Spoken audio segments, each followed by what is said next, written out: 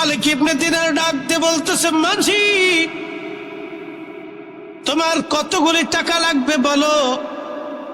আমার আল্লাহ আমার জন্য নৌকার ভাড়া পাঠাই দিচ্ছে, প্রত্যেক মাসের মুখে একটা করে স্বর্ণ মুদ্রা। মাঝির আর বোঝার বাকি নেই। মাঝি ডাক দেখায়েন, হুজুর চিনতে পারি নাই, আপনারে ভুল হয়ে গেছে। আপনি জমানার মজ্জু বলি, আপনি জমানার মজ্জু বলি বুঝতে পারি নাই, ক্ষমা করে দেন।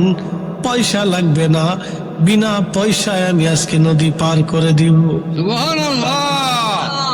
বহু বছর আগে আল্লাহর একজন ওলি, তার নাম হযরত মালিক ইবনে দিনার রাহমাতুল্লাহ আলাইহি। উনি যাচ্ছিলেন নদী পার হয়ে, নৌকাতে চড়ছেন, মাঝি নদী পার করবে। নদীর মাঝখানে যাওয়ার পরে মাঝি ডাক দিয়ে বলল, মালিক এবার তুমি পয়সা করে দাও, নৌকার ভাড়া দাও। মালিক ইবনে দিনার ডাক দিয়ে বলতেছে, মাঝি নদী পার হবার নৌকার পয়সা তো আমার কাছে নাই। উনি মাজ্জুব ছিলেন, আল্লাহওয়ালা। মালিক ইবনে দিনার ডাক দিয়ে বলে, মাঝি পয়সা দেব কোথা থেকে, আমি তো দিনহীন মুসাফির, কোনো পয়সা করি আমার নাই। মাঝি ডাক দিয়ে বলল, মালিক পয়সা যদি না দিতে পারো তাহলে ঘাড় ধাক্কা দিয়ে নদীর মধ্যে আস্তরে ফেলে দিব। বেটা পয়সা ছাড়া কেন আইসো? মাঝি ডাক দিয়ে বলতেছে, মালিক পয়সা যদি না দিতে পারো ঘাড় ধাক্কা দিয়ে তোর আজকে পানির মধ্যে ফেলে দেব। বেটা পয়সা ছাড়া কেন নৌকায় উঠছিস? আল্লাহর ওলি মালিক ইবনে দিনার রাহমাতুল্লাহ আলাইহি মন বেজার হয়ে গেল। পানির মধ্যে হাতখানা বাড়ায়, নৌকা হাত থেকে পানির মধ্যে মালিক ইবনে দিনার হাত বাড়াই দিচ্ছে। আল্লাহ ডাকতে বলে, মাস আমার বন্ধু মালিকের ইজ্জত চলে যায়। মাঝি তারে ঘাড় ধাক্কা দিয়ে ফেলে দিতে চায়। মাসের আরে প্রত্যেকে একটা করে স্বর্ণ মুদ্রা মুখে নিয়ে যাবি। আমার মালিক হাত বাড়াই দিয়েছে, তাড়াতাড়ি যা। চিৎকার মেরে জোরে বলেন আল্লাহু আকবার। মালিক ইবনে দিনার ডাক দিয়ে বলতেছে, হাত বাড়িয়ে দিয়েছে, প্রত্যেকটা মাস মুখে করে একটা করে স্বর্ণ মুদ্রা আনছে।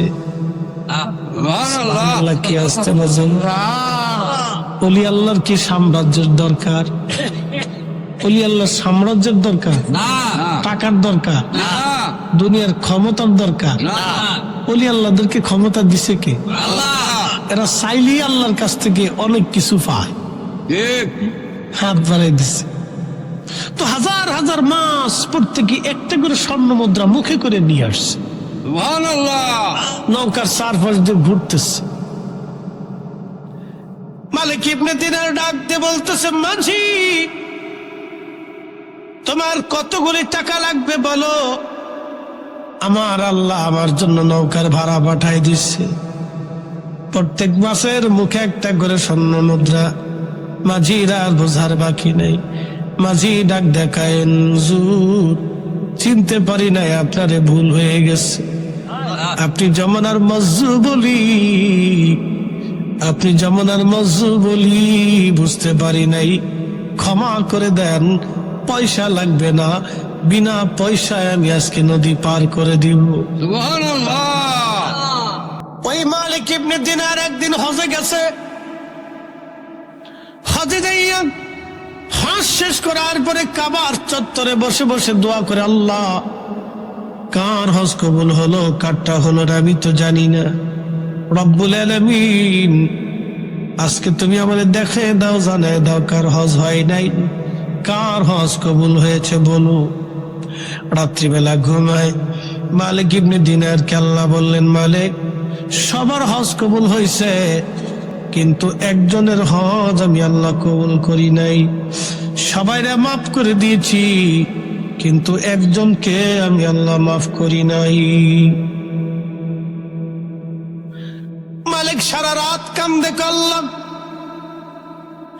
একজনকে তুমি মাফ করলে না, ওই লোকটা যদি আমি হই, আমি মালিক ইবনে দিনারের জীবন বরবাদ হবে। আল্লাহ ওই লোকটাকে আল্লাহ সারা রাত বলে মালিক ইবনে দিনার কাঁদতেছে। সারাদিন কানলেন, কান্না করার পরের দিন রাত্রিবেলা আবার ঘুমায়। স্বপ্নের ঘরে দেখতেছে আমার মালিক, আমার আল্লাহ ডাক দেখা, মালিক সবাই রে মাফ করছি, তোমারও মাফ করছি, তোমার হজ কবুল হয়েছে, কিন্তু মুহাম্মদ ইবনে হারুন সমরকন্দি নামক আমার এক বান্দার হজ কবুল হয় নাই, তার জীবনের গুনাহ আমি আল্লাহ মাফ করি নাই। তো মালিক ইবনে দিনার বলতেছে এই লোকটা কে, যারে আল্লাহ মাফ করলো না? একটু খুঁজে দেখার দরকার। মালিক ইবনে দিনার ওই লোকটারে খোঁজার জন্য চলে গেলেন। তিনি সারা মক্কা ঘুরে ঘুরে খোঁজার বলে, আল্লাহর বান্দা, তোমরা কি মুহাম্মদ ইবনে হারুন সমরকন্দের চিনো? আহলুল মক্কা যারা ছিলেন, মক্কার অধিবাসী, তারা বলল, হ্যাঁ আমরা মুহাম্মদ ইবনে হারুন সমরকন্দি নামে একজন বান্দারে চিনি। আজকে 40 বছর ধরে সে মাকাম ইব্রাহিমে নামাজ পড়ে। মালিক ইবনে দিনার রাহমাতুল্লাহ আলাইহি চিন্তায় পড়ে গেলেন, হায় হায়, 40 বছর ধরে একজন ব্যক্তি মাকাম ইব্রাহিমে নামাজ পড়ে, তার দোয়া কবুল হলো না, তার জীবনের গুনাহ মাফ হলো না, তার হজ কবুল হলো না। এই লোকটা কি, অপরাধ কি? লোকেরা বলল, শুধু কি তাই, 40 বছর ধরে সে একটানা রোজা রাখে, আল্লাহর নিষিদ্ধ টাইম ব্যতীত সে রোজা ভাঙ্গে না, সারাদিন নামাজ পড়ে, সারা রাত্র ইবাদত করে। মালিক ইবনে দিনার আরো চিন্তায় পড়ে, ওই কি 40টা বছর একটানা কেউ যদি রোজা রাখে এবং মাকাম ইব্রাহিমে নামাজ পড়ে, এই লোকটা তো পৃথিবীর সবচেয়ে বড় ওলি হয়ে যাওয়ার কথা। হযরত মালিক ইবনে দিনার আশ্চর্য, দেখি লোকটাকে। মালিক ইবনে দিনার রাহমাতুল্লাহ আলাইহি বলেন, আমি ধীরে ধীরে গেলাম, মক্কার বিরান ভূমিতে যায় দেখলাম ঠিকই গাছের নিচে একজন আল্লাহর বান্দা দাঁড়াইয়া দাঁড়াইয়া নামাজ পড়ে। মালিক ইবনে দিনার ওই গাছের নিচে গিয়ে সালাম দিলেন। আল্লাহর বান্দা তখন নামাজে দাঁড়ানো, নামাজ শেষ করার পরে সালামের জবাব দিয়ে বললেন, কে আপনি? বলে, আমার নাম মুহাম্মদ মালিক ইবনে দিনার আল ইরাকি। বলে, আপনি ইরাকের সে জাহিদ, সে আবিদ, ইরাকের আপনার নাম শুনেছি, আপনি অনেক বড় আল্লাহর বুজুর্গ। মালিক ইবনে দিনার বললেন, আল্লাহর বান্দা, আমি তো জাহিদ হতে পারি নাই। জাহিদ মানে দুনিয়া বিরাগী, যারা মুজাহাদা করে, মুজাহাদা বুঝছেননি? দুনিয়ার সম্পদের প্রতি যাদের লোভ নাই তাদেরকে জাহিদ বলা হয়, আর যারা দুনিয়ার সম্পদের প্রতি অধিক লোভ থাকে তাদেরকে জাহিদ বলা যায় না। তো বলতেছে, হুজুর কি জন্য আপনি আমার কাছে আসছেন, দয়া করে বলবেন কি? বলে, আপনার নাম কি? মুহাম্মদ ইবনে হারুন সমরকন্দি, বাড়ি আপনার সমরকন্দ, উজবেকিস্তানের সমরকন্দ। আফগানিস্তানের পাশের দেশের নাম Uzbekistan, Uzbekistan, Tajikistan, Turkmenistan, Azerbaijan, Kyrgyzstan, এই অঞ্চলে এলাকা। তুর্কিস্তান বিরাট একটা ভূখণ্ড, মুসলিম মিল্লাতের অনেক বড় বড় জ্ঞানী গুণীদের জন্ম এই অঞ্চলে। বলে, হুজুর? বলে, হ্যাঁ। বলে, আপনি কি জন্য আসছেন? মালিক ইবনে দিনার বললেন, আল্লাহর বান্দা সমরকন্দি, একটা সংবাদ দেওয়ার জন্য আসছি। বলেন হুজুর। বলে, আমি মুরাকাবায় ছিলাম, আল্লাহর কাছে দরখাস্ত করছি, আল্লাহ 2 রাত আমাকে স্বপ্ন জানায় গেছে, সবাই আল্লাহ মাফ করছে, তোমারে মাফ করে নাই। সবার হজ কবুল হয়েছে, কিন্তু তোমার হজ কবুল হয় নাই।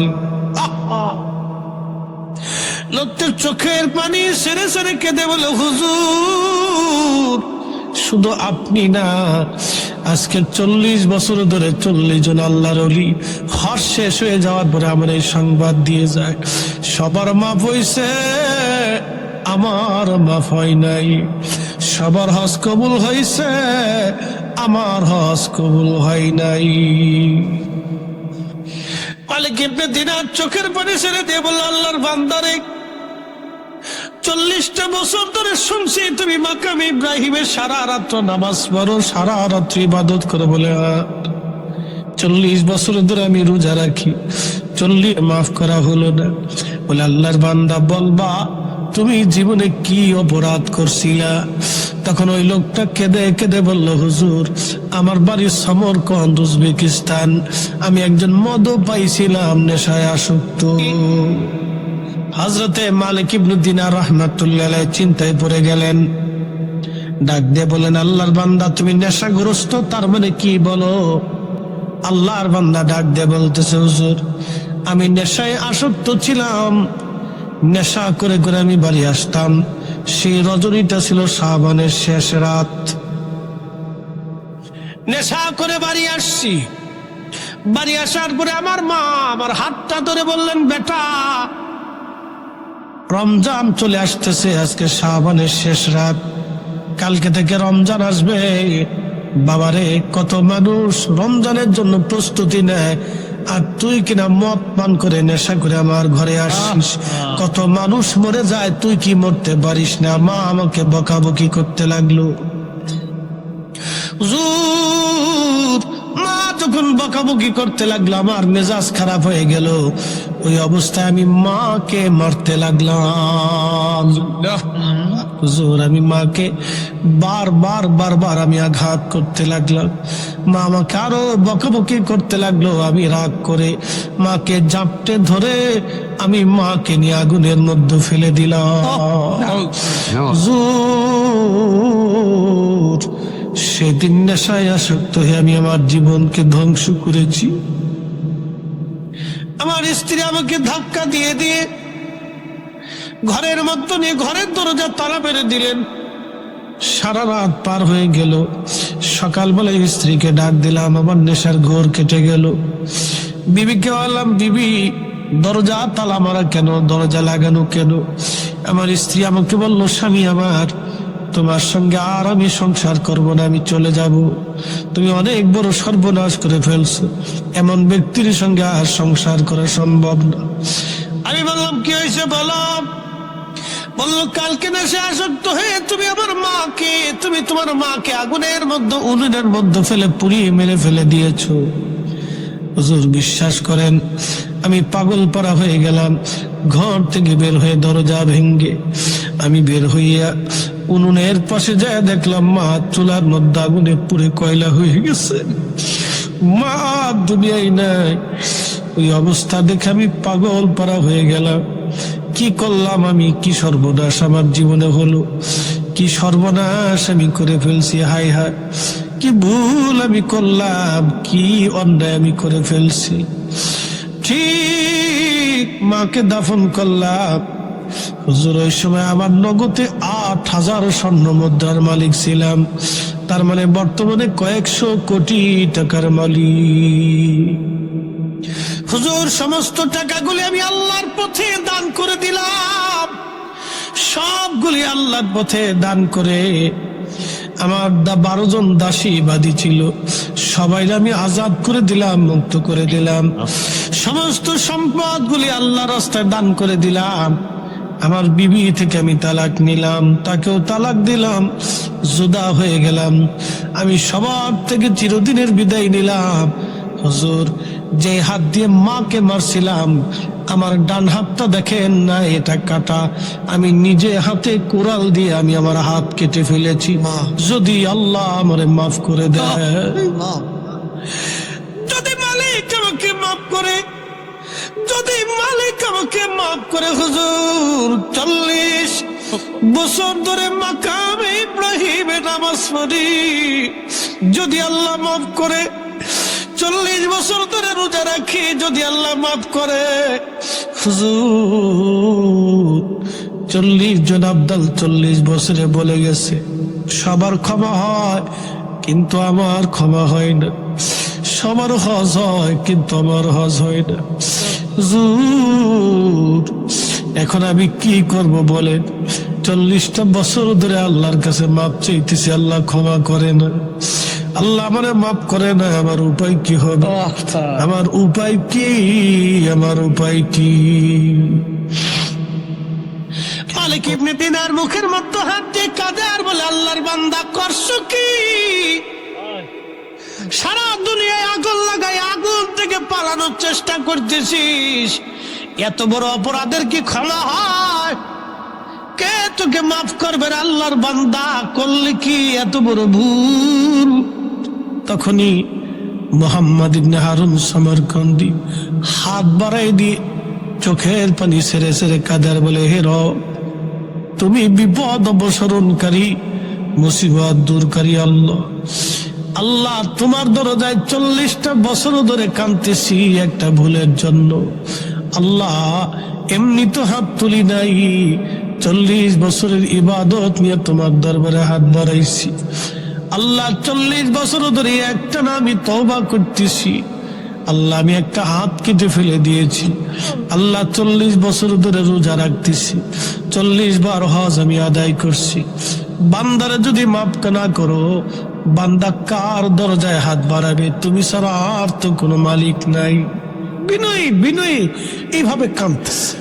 সমরকন্দি কাঁদে বলে, রব্বুল আলামিন, তোমার দরজা থেকে যদি তুমি ফিরাও, আমি কার দরজায় হাত বাড়াবো? আল্লাহ। মালিক ইবনে দিনার চলে গেলেন বাড়ি, খুদার হুজরাতে মুসাফির খানায়। রাত্রিবেলা ঘুমে স্বপ্নে আল্লাহ নবীজি তশরিফ আনছে। বলবেন আল্লাহু আকবার। আল্লাহর নবী সামনে এসে বলতেছে, মালিক, আল্লাহর রহমত থেকে বান্দাকে জুদা করতে তোমাকে কে হুকুম দিল? তাড়াতাড়ি যাও, মুহাম্মদ ইবনে হারুন সমরকন্দের যায় বলো, আল্লাহ তার জীবনের গুনাহ মাফ করে দিয়েছে। একসাথে জোরে বলেন আল্লাহু আকবার। 40 বছর পরে মাফ হয়েছে, কিন্তু তবে নবীজি ডাক দিয়ে বললেন, মালিক, যায়া বইল কিয়ামতের মাঠে আল্লাহর বিচার বসবে। আল্লাহ নবী বললেন, মালিক ইবনে দিনার, কিয়ামতের ময়দানে আল্লাহর ইনসাফ, আল্লাহর বিচার চুল পরিমাণে ডান বাম হবে না। সেই দিন আল্লাহ পাক এইভাবে ফয়সালা করবে। সেই দিন মুহাম্মদ ইবনে হারুন সমরকন্দির মা তার বিরুদ্ধে মামলা করবে। মামলায় মুহাম্মদ ইবনে হারুন সমরকন্দি পরাজিত হবে, তার মায়ের পক্ষে রায় হবে, সন্তানের বিরুদ্ধে আল্লাহ পাক বিচার করবে। সেই দিন দুনিয়ার 3 দিনের সমান 72 ঘন্টা, দুনিয়ার 3 দিনের সমান 72 ঘন্টা মুহাম্মদ ইবনে হারুন সমরকন্দির জাহান্নামের আগুনে আল্লাহ পুরাইবে। জাহান্নামের আগুনে আল্লাহ পুরাবে, সার আল্লাহ দেবে না। 3 দিন জাহান্নামের আগুনে পুরাবে, তারপরে আল্লাহ সমরকন্দির মায়ের দুয়ার কারণে আল্লাহ তারে মাফ করবে। মা বলবে, আল্লাহ আমি তারে মাফ করে দিলাম। মা মাফ করার পরে তারপরে আল্লাহ তারে মাফ করবে। কিন্তু এতদিনে আমি মাফ করলাম, কিয়ামতের ময়দানে 3 দিন জাহান্নামের আগুনে তাকে পুড়তেই হবে, তাকে শাস্তি পেতেই হবে। 10টা মিনিট আগুনে পুড়ে দেখেন কেমন মজা লাগে।